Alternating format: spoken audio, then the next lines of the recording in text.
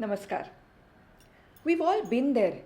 It's 10 minutes before you need to leave the house, and suddenly your car keys have vanished into thin air. Your wallet, nowhere to be found. An essential document you swear you put right there, gone.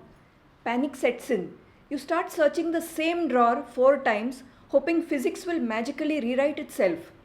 But what if I told you that in ancient India, people didn't just retrace their steps when they lost something? They recited a specific 2 line verse, a lost and found code passed down for generations. I have seen this shlok written in my father's diary and asked him what is this shlok and why has he written it in his diary.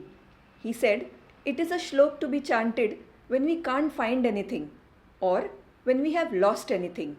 Let's hear the shlok first. Kartaviryaarjuno Nam Raja Bahu Sahasravan Tasya Smarana Matrena Gatam Nashtam Cha Labhyate. To understand why people believe this verse works, we have to look at what these ancient words actually mean. It isn't a complex ritual, it's a direct reference to a legendary figure. Kartyavirarjuno Nama Raja. There was a mighty king named Kartyavira Arjun. And no, for all the Mahabharat fans, this is not the archer Arjun who fought in the Kurukshetra war. This king lived centuries earlier. Bahu Sahasravan, who possessed 1,000 arms. Tasya Smarana Matrena, by the simple act of remembering or contemplating him.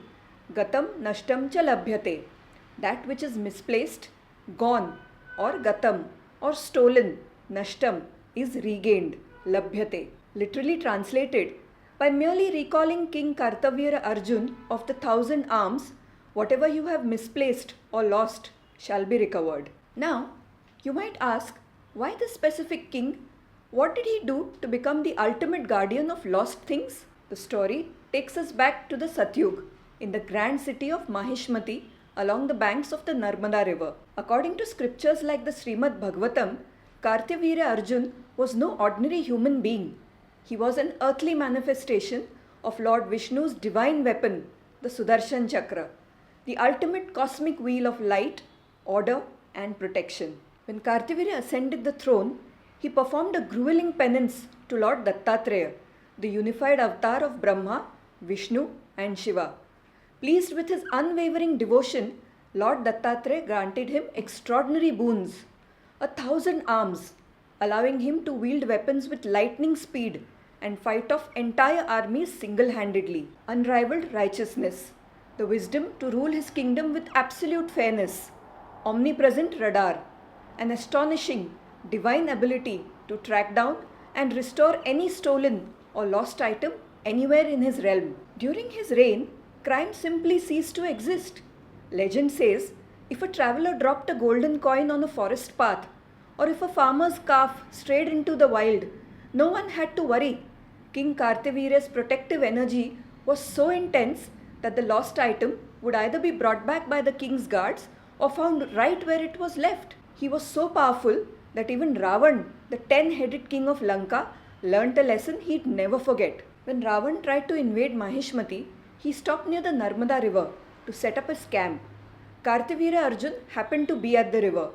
The king used his 1,000 arms like a massive natural dam, stopping the entire flow of the mighty river. Upstream, the sudden flood completely washed away Ravana's camp and destroyed his grand ritual setup. Furious, Ravan challenged Kartyavira Arjun to battle. The result? Kartyavira effortlessly pinned Ravan down using his 1,000 arms, bound him in chains, and threw him into a dungeon like a small insect. Ravan was only released after his grandfather, the great sage Pulastya, begged Kartyavira for mercy. So, how does a story from thousands of years ago translate into our daily lives today? Why has this shlok survived in family diaries for generations? There are two ways to look at this, the devotional and energy perspective. Because Kartyavira Arjun represents the Sudarshan Chakra, the divine light that pierces through darkness, reciting this mantra is believed to invoke that energy of cosmic order. It mentally aligns you with the frequency of restoration. The neurological and psychological perspective. When we lose something important, our brain enters a state of panic or anxiety. Cortisol spikes, which actually shuts down our working memory. The harder you frantically search, the harder it is to remember where you put it. Chanting a rhythmically structured Sanskrit verse acts as an immediate reset button for your nervous system. It forces deep breathing, slows down your heart rate, and shifts your brain out of panic mode into a focused, calm state, allowing your subconscious memory to recall the exact moment you set that object down. Whether you view it through the lens of ancient spiritual power or modern psychology, one thing is certain: our ancestors left behind these tiny nuggets of wisdom, not just as dry text, but as practical tools for living. The next time you misplace your keys, your wallet, or your peace of mind, take a deep breath, close your eyes, and give this verse a try. Kartyavirarjuno Namaraja Bahu Sahasravan Tasya Smarana Matrena Gatam Nashtam Cha Labhyate. If you enjoyed this deep dive into ancient wisdom, hit that like button. Share this with a friend who is always losing stuff every now and then. And subscribe to Sanatan Stories with Swati for more hidden gems from our roots.